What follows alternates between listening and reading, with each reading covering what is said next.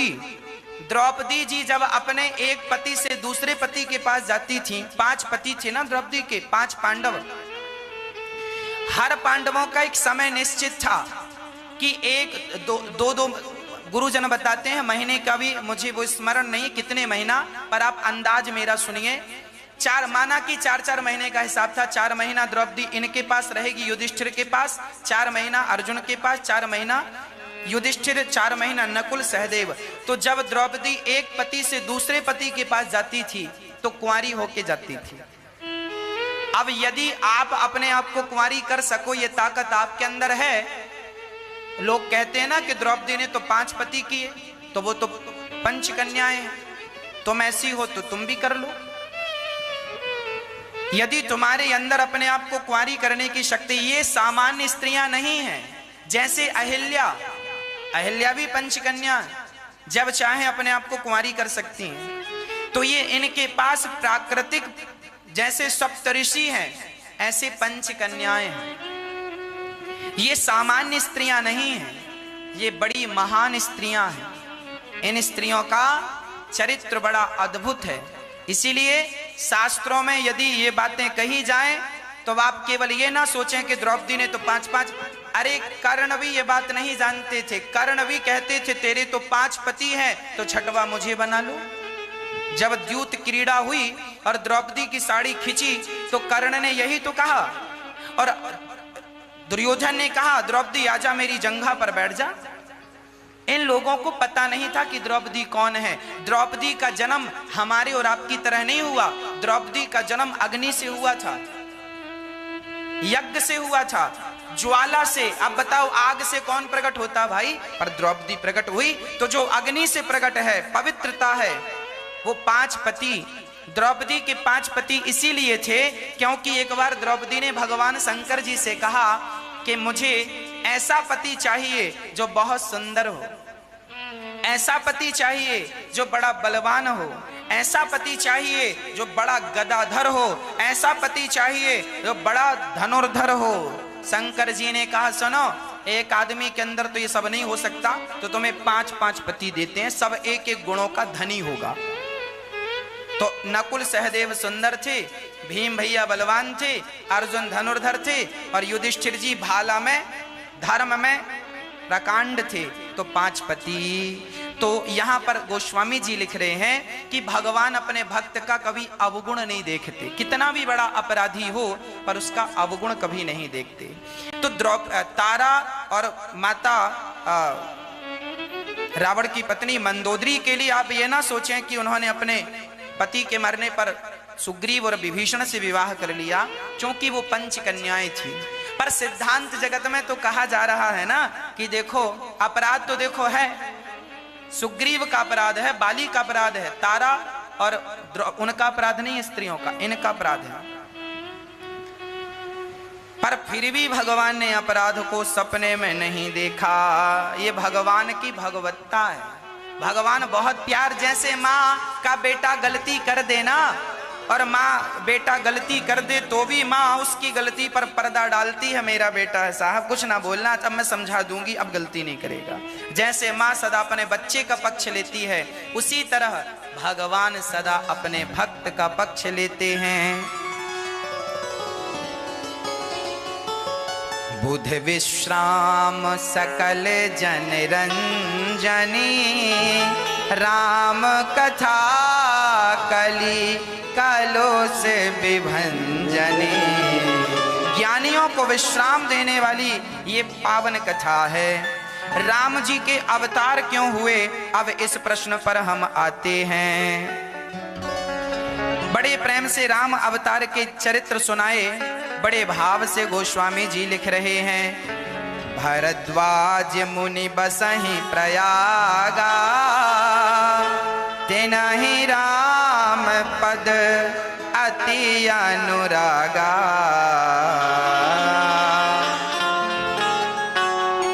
एक बार भरी मकर नहाए,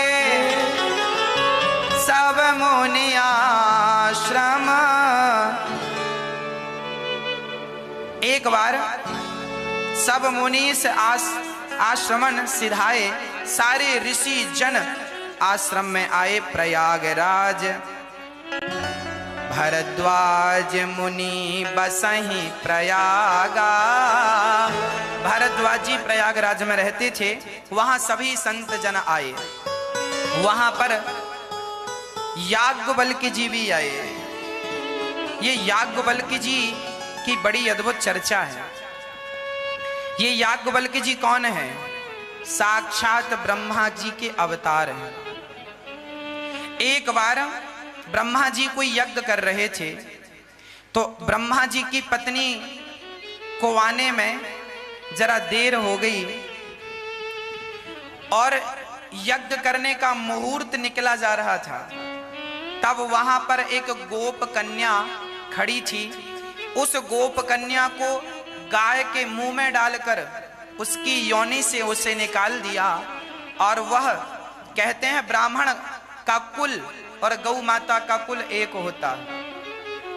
तो उस गोप ग्वाल कन्या को मुख से डालकर और तुरंत की तुरंत कन्या गौ माता की गर्भ से बाहर आई। तो वो ब्राह्मण बनके ब्रह्मा जी ने, देखो वो ब्रह्मा है, उस कन्या को अपने बगल में बिठा लिया ब्रह्मा जी ने। उसी कन्या को हम गायत्री माता कहते हैं। उसी कन्या को हम गायत्री को बिठा लिया अपनी पत्नी के रूप में, क्योंकि पत्नी को लेट हो रहा था और यज्ञ का मुहूर्त निकला जा रहा था। तो ब्रह्मा जी तो सर्व सामर्थ्य, उन्होंने बिठा लिया। जब उनकी पत्नी सावित्री आई, ब्रह्मा जी की पत्नी सरस्वती जी आई, उन्होंने कहा अच्छा मेरे साथ मेरे होते हुए आप दूसरी स्त्री के संग बैठे हैं, श्राप दे दिया। अच्छा देखो, पति को जाने पहचाने बिना श्राप दे दिया, श्राप दे दिया। जाओ आप संसार में सामान्य पुरुष बनकर जन्म लो और कामी बन जाओ, कामी हो जाओ, क्योंकि तुम स्त्रियों को बिठाल रहे हो। जबकि ब्रह्मा जी ने समझाया कि आपको आने में लेट था तो मैंने इसे बिठा लिया, और ब्रह्मा तो ब्रह्मा है। श्राप के कारण वही ब्रह्मा जी याज्ञवल्क्य बन करके प्रकट भये, और जो राम कथा कह कह करके सुना करके राम कथा का प्रचार करके अपने आप को पावन कर लिया। ऐसे याज्ञवल्क्य जी स्वयं ब्रह्मा हैं।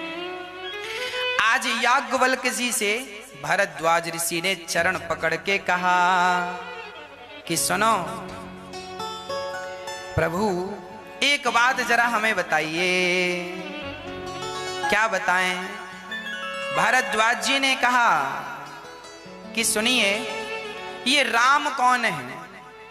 एक राम दशरथ जी के बेटा हैं, एक राम वो हैं जो सीता माता के प्रेम में बन बन भटक रहे हैं। आप बताओ, आप किस राम का ध्यान करते हैं? शंकर जी एक राम का ध्यान करते हैं, एक राम दशरथ जी के बेटे हैं, एक राम जंगल में सीता सीता कह के भटक रहे हैं। अब ये तीन राम हैं कि एक ही तीन रूप में है? तब याज्ञवल्क्य जी ने ब्रह्मा जी से कहा, भरद्वाज जी से कहा, जो प्रश्न आपने कहा यही प्रश्न एक बार माता सती, एक बार माता पार्वती ने भगवान शिव से कहा। तो पूरी कथा सुना दी कि पार्वती पहले माता सती हुआ करती थी। एक बार की बात है, एक बार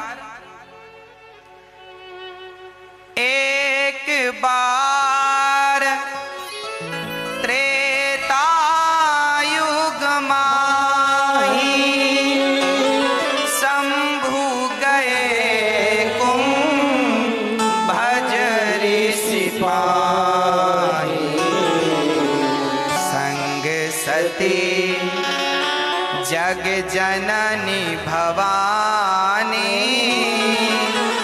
पूजे ऋषि अखिलेश्वर जानी।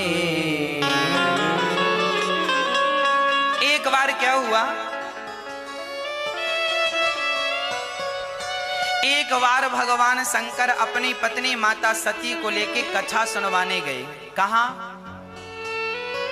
अगस्त जी के आश्रम में, अगस्त जी के पास जब गए भगवान शंकर, तो माता सती जब गई और शंकर जी गए तो अगस्त जी ने शंकर जी का बड़ा सम्मान किया। भगवान शंकर के चरण धोए।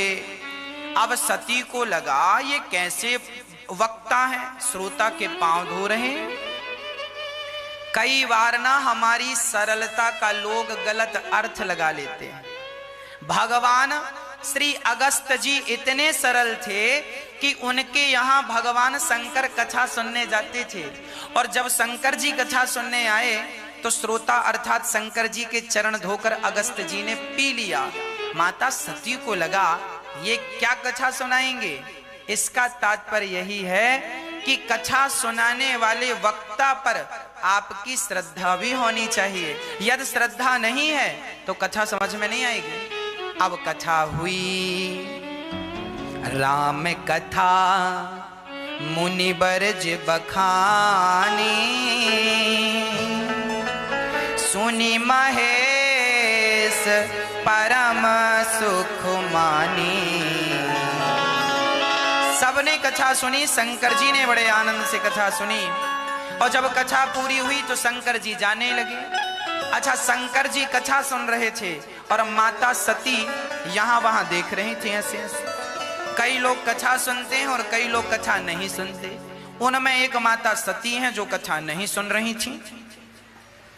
जब कथा सुनाकर अगस्त जी ने कहा कथा हो गई, शंकर जी ने कहा विदा कीजिए, अब विदा हो रहे हैं। तो शंकर जी जब सती के साथ गए तो वहां पर गोस्वामी जी लिखते हैं, मुनि सन विदा मांग त्रिपुरारी, चले भवन संग दक्ष कुमारी।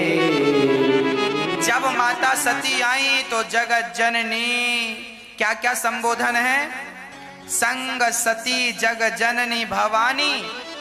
जब आई तो आने में लगा कि ये कथा सुनने आई, अच्छे से सुनेंगी, पर कथा तो सुनी नहीं, बस यहाँ वहां संदेह करती रही, ये क्या कथा सुनाएंगे, ये क्या कथा है, ये त्रुटि है कथा में। तो वहां पर लिखा है दक्ष कुमारी। अब ये दक्ष कुमारी हो गई, क्योंकि दक्ष जैसे अहंकारी है, उनकी बेटी जैसा पिता वैसी बेटी, इनके अंदर श्रद्धा बिल्कुल नहीं है। अब क्या करें। अब शंकर जी बोले कोई बात नहीं, चलो हमारे संग। शंकर जी लेकर गए।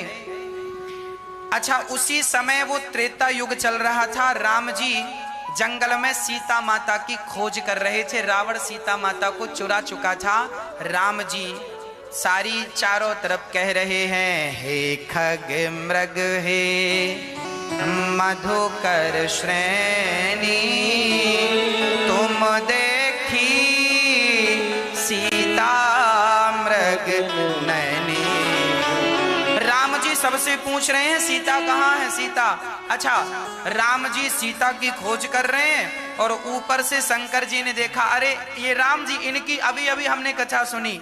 तो शंकर जी ने प्रणाम किया, जय सच्चिदानंद जग पावन, अस कही चले मनोज नसावन। बड़े प्रेम से शंकर जी ने प्रणाम किया, राम जय सच्चिदानंद जग पावन, हे जग पावन, जग को पावन करने वाले, हे सच्चिदानंद, सच्चिदानंद रूपाय, हे सच्चिदानंद आपको प्रणाम। अब सती को लगा, भोलेनाथ जी से कहा, क्यों जी आप ये प्रणाम किसे कर रहे हैं। शंकर जी ने कहा, ये राम जी हैं, अभी अभी जिनकी हमने तुमने कथा सुनी, ये वही भगवान हैं। अच्छा देखो कथा सुनने का फल क्या है। शंकर जी ने कथा सुनी राम की और आगे चले तो राम का झट से दर्शन हो गया। मतलब भगवान की कथा का फल है भगवान का दर्शन। करा दिया सदर्शन शंकर जी ने श्रद्धा से कथा सुनी तो दर्शन हुआ, जबकि माता सती ने संदेह से कथा सुनी, कथा सुनकर संदेह हुआ। और जब भगवान पर संदेह होता है तो संशयात्मा विनश्यति। भगवान संदेह का विषय नहीं है मेरी माँ मैया जी, ओ मेरी मैया, भगवान संदेह का नहीं, भगवान तो श्रद्धा का विषय है। शंकर जी ने श्रद्धा से सुनी तो राम जी का दर्शन हो गया, जबकि माता सती ने श्रद्धा से नहीं सुनी तो राम जी खड़े हैं। शंकर जी कह रहे हैं कि ये भगवान है, पर सती जी को समझ में नहीं आ रहा। सती जी को लगा ये कैसे भगवान होते तो अपनी पत्नी के लिए दर दर ठोकर क्यों खाते? भगवान होकर ये थोड़ी कहते कि हे पशु पक्षी तुम बताओ मेरी पत्नी का, ये तो कोई पागलों की हरकत लगती है। माता सती को लगा कि आपने कोई ज्यादा भांग वांग पी ली है, इसीलिए आपको कुछ का कुछ लग रहा है। अब लो, एक तो माता सती को भगवान पर विश्वास नहीं है, दूसरा अपने पति की आज्ञा का उल्लंघन करती जा रही है। देखो, जब अविश्वास पैदा होता है ना, तो उस अविश्वास से क्या क्या होता है उसका परिणाम बोलूंगा। भगवान शंकर ने बहुत समझाया, सती यही राम है, यही भगवान है, यही ईश्वर है, इन्हीं का मैं दिन रात ध्यान करता हूं अपने चित्त में। सदा बसंतम हृदयारविंदे भवम भवानी सहितम नमामि, यही मेरे भीतर रहते हैं सीताराम, तुम संदेह ना करो। पर सती जी नहीं मानी। सती जी बोली, अब मैं परीक्षा लेकर देखूंगी। शंकर जी ने समझाया, मुनि धीर जोगी सिद्ध संतत विमल मन जे ध्यावहि, कहने तिन गम पुराण आगम जासु कीरत गावहि। सोई राम व्यापक ब्रह्मवन निकाय पति माया धनी, अवतरे हो सपने भगत हित निज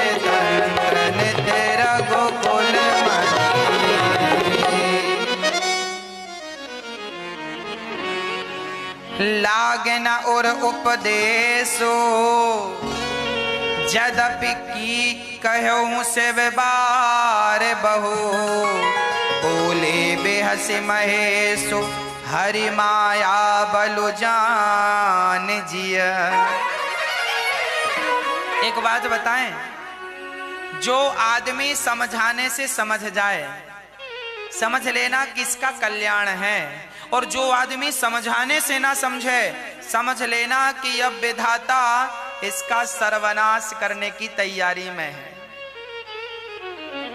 समझना, जो बेटा अपने माता पिता की बात माने उसका तो कल्याण है, और जो माँ बाप की बात ना माने उल्टा ही चले, समझ लेना कि अब इसके सर्वनाश का समय निकट आ गया। इसीलिए जो उचित बातें हैं, माता पिता का जो उचित ज्ञान है, उचित सलाह है, वो मानना चाहिए। हाँ, कई बार ये होता है कि माँ बाप थोड़ा गांव के होते हैं और गांव की सोच के हिसाब से बात करते हैं, जबकि बेटा शहर में रहता है तो वो 10 साल बाद की प्लानिंग की बात करता है, तो दोनों की बातें मिसमैच हो जाती हैं। पिता का कहना अलग हो जाता है, पुत्र का कहना अलग हो जाता है। पुत्र सही कह रहा है क्योंकि वो 10 साल बाद क्या होगा वो जान रहा है, और पिताजी गांव के हैं तो वो ज्यादा दुनिया घूमे नहीं, तो उन्हें ज्यादा नॉलेज नहीं हो रहा है। हाँ, यदि वो भी बड़ी बातें कर लें, वो भी भविष्य की। अच्छा, मैं आपको एक बात यहां जरूर कहना चाहूंगा कि हमें वर्तमान का नहीं सोचना चाहिए, बल्कि आने वाले भविष्य में आज हम जो काम कर रहे हैं, इस काम का भविष्य में क्या फायदा और क्या नुकसान है, आज के 10 साल बाद तक की, 50 साल बाद तक की प्लानिंग से हमें चलना पड़ता है। भाई हम लोग जब घर बनाते हैं तो घर ऐसा थोड़ी बनाते हैं कि आज बनाएंगे अगले साल फिर तोड़ के फिर बना लेंगे। भाई 100 साल 50 साल की आयु घर की हो, बड़ा मजबूत घर बने, हम तैयारी करते हैं ना। तो कई बार पिता और पुत्र में यही बातें हो जाती हैं, वो कुछ कहना चाहते हैं, ये कुछ करना चाहता है, बातें मिसमैच हो जाती। इसीलिए मैं प्रार्थना करता हूं पिता पुत्र को जो भी बातें हैं वो क्लियर कर लेनी चाहिए। और कभी कभी पुत्र पिता की बातें तो हमेशा माने, पर कभी कभी पिता को चाहिए कि पुत्र सही कह रहा है तो उसकी सही बात पिता को मान लेनी चाहिए। बताओ, सही बात यदि मैं कहूं तो आप मान लेते हैं? जरूरी नहीं है कि हर बार पिता ही सही कहे। भाई कई बार बेटा भी सही बात कर सकता है, सही रास्ता बता सकता है, उसका भी ज्ञान है, उसने भी पढ़ाई की है, तो हमें उसकी भी बात माननी चाहिए और बच्चे को पिता की भी बात। मतलब एक दूसरे के तालमेल से जिंदगियां चलती हैं। एक आदमी कहे बस मेरी मेरी मानो, मैं तुम्हारी बिल्कुल नहीं मानूंगा, तो साहब फिर देखो ऐसा है कि रास्ते अलग अलग हो जाते हैं, है ना। इसीलिए हम तालमेल बिठा के रखें। शंकर जी बहुत समझाए पार्वती सती माता को, समझ जाओ, पर सती जी नहीं समझी। तब शंकर जी को कहना पड़ा,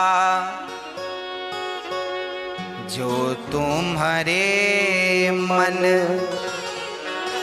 अति संदेह हो, तो किन जाई परीक्षा ले हो।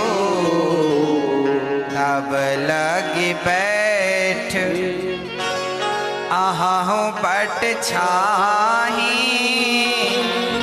जब लगी तुम ऐहू मोहि पाही।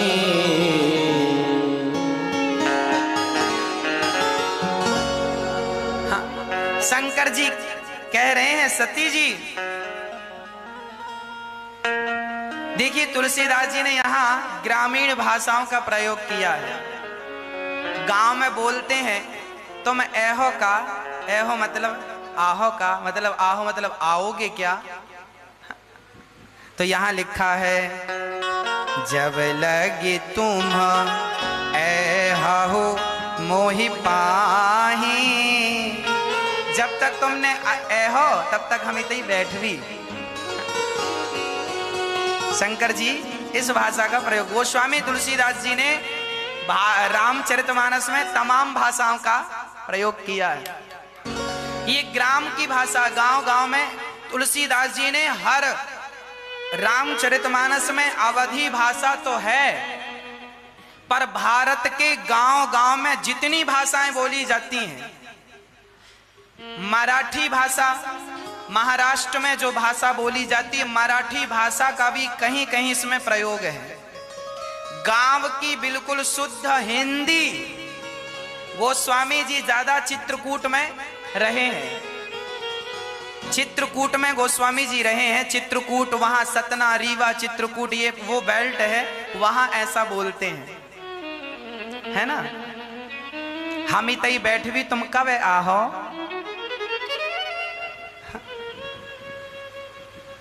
ऐसी भाषा वहां गोस्वामी जी ये भाषा का प्रयोग कर रहे हैं। शंकर जी कह रहे हैं, देवी हम यहां बैठे हैं छांव में, अब ये बताओ कि कब आओगी आप।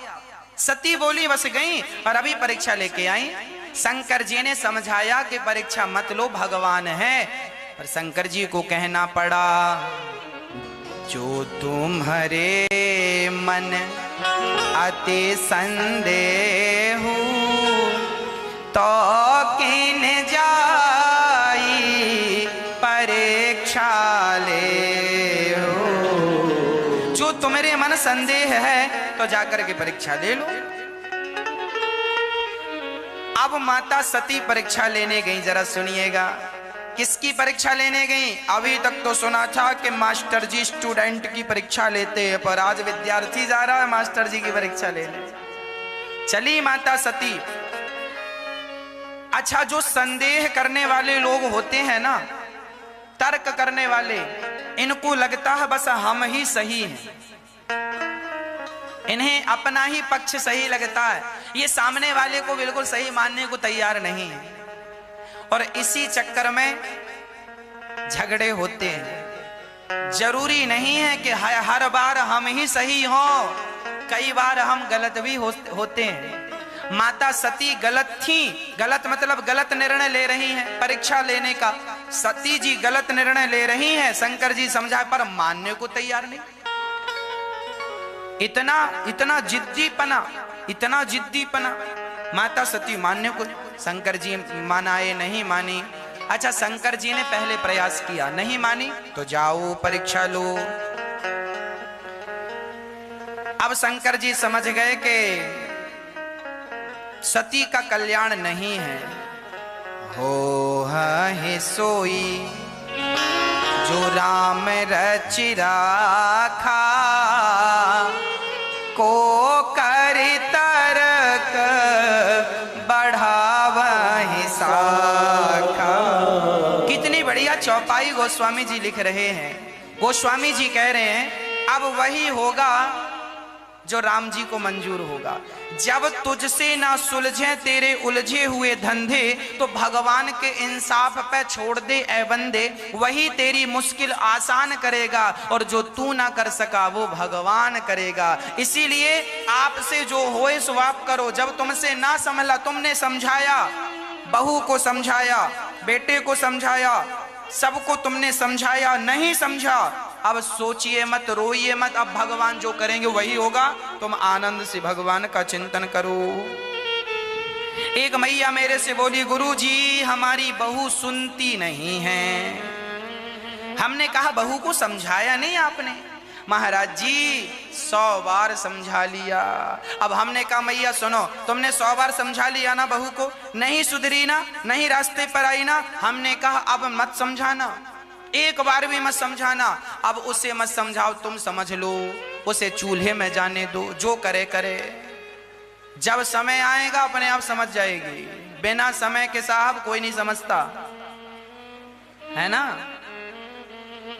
अभी हमसे कोई कहे कि साहब जरा स्वेटर पहन लो, जरा मोटा सा कोट पहन लो, तो साहब अभी आप हमसे 10 बार कहो कि आप कोट पहन लो मोटा सा, आप जरा कंबल ओढ़ लो, जरा रजाई ओढ़ लो, तो आपके कहने से आप 100 बार कहेंगे तो हम रजाई नहीं ओढ़ेंगे। पर जरा सर्दी आने दो, सर्दी आएगी तो अपने आप रजाई उड़वा देगी,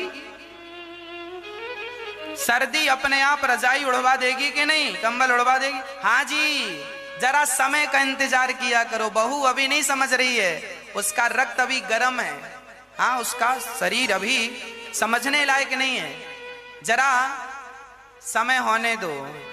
कहते हैं कहावत, जस जस भीगे कामरी तस तस भारी होए। कंबल जितना गीला होता है उसका वजन उतना ही बढ़ता जाता है। जितनी आपकी एज होगी, जितना आपका उम्र होगी, उतना अनुभव आपका होगा। अनुभव जल्दी से नहीं आता। आपकी बहू अभी छोटी है, आप तो माँ हो, वो तो बेटी है, आपका अनुभव ज्यादा है, आपकी मैच्योरिटी ज्यादा है, समझदारी ज्यादा है, वो अभी जरा मैच्योर नहीं है। थोड़ा सा वक्त दो, सीख जाएगी, समझ जाएगी। और आप समझाओ ही मत ना, आप क्यों समझाने को लगी हो कि ऐसा कर ऐसा कर। अरे उसको समझ में आ जाएगा, आप क्यों समझा रही हैं? 100 बार समझा दिया ना, अब मत समझाइए। अब उसे समय समझाएगा, वक्त समझाएगा। अब उसे कौन समझाएगा? समय। जब समय की मार पड़ती है ना साहब, टेढ़े से टेढ़ा आदमी सीधा हो जाता है। जरा समय का बदलाव होने दीजिए। जो आदमी कह रहे हैं बड़ी गर्मी है, अच्छा समय बदलने दीजिए, फिर कहोगे बड़ी सर्दी है। समय का ही तो खेल है, तो समय है समय। इसीलिए परेशान होने की जरूरत नहीं है। जीवन को आनंद से जिया करो, भगवान पे विश्वास के साथ जीवन जिया करो। समझा लिया ना बेटे को, नहीं समझा, भगवान पे छोड़ दो। बहू को समझाया, नहीं समझी, भगवान पे छोड़ दो। हुई है सोई जो राम रचि राखा। अब जो भगवान चाहेंगे वही होगा। रावण को कितनों ने ना समझाया, पर किनके समझाने से समझा। माता सीता को कितना माता सती को कितना समझाया, कहां समझ में। जब समझ में जो भगवान समझाना चाहे ना वो समझ में आ जाता है, और जब भगवान ही समझाना ना चाहे तो फिर कोई कितना भी समझाए। सोई जानय जेहि देहो जनाई, जानत तुम्हाही होई जाई। अब सती जी चली, सती जी सीता बन के गई। अब देखो सती जी राम जी की परीक्षा ले रही। कैसे? सती जी ने सीता का रूप बना लिया, सीता बन गई, और सीता बन करके राम जी के आगे जाकर खड़ी हो गई और राम जी से कहने लगी, लो मैं आ गई। अब राम जी ने देखा, राम जी ने लक्ष्मण जी ने देखा, लक्ष्मण दीख उमाकृत वेसा, चकित भये ब्रह्म हृदय विशेषा। लक्ष्मण जी बोले, राम राम, ये माता सती यहां सीता हमारी भाभी बनकर क्या कर रही है, माता सीता बनकर क्या कर रही है। सती जी ने कहा, मैं सीता हूं। सती जी ने कहा, मैं सीता हूं।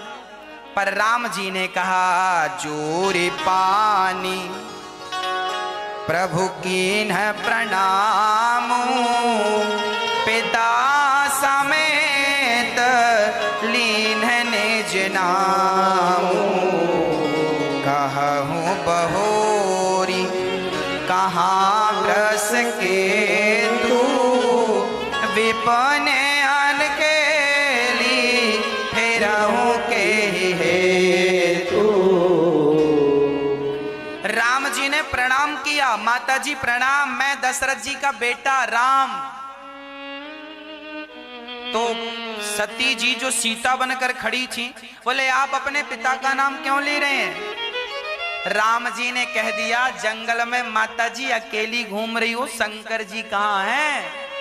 जब ये कहा तो माता सती के तो पसीने छूट गए, हे भगवान, इन्होंने तो हमें पहचान लिया। तो राम जी से कहा कि आपने हमें कैसे पहचान लिया, हम तो आपकी पत्नी थी, सीता का रूप था।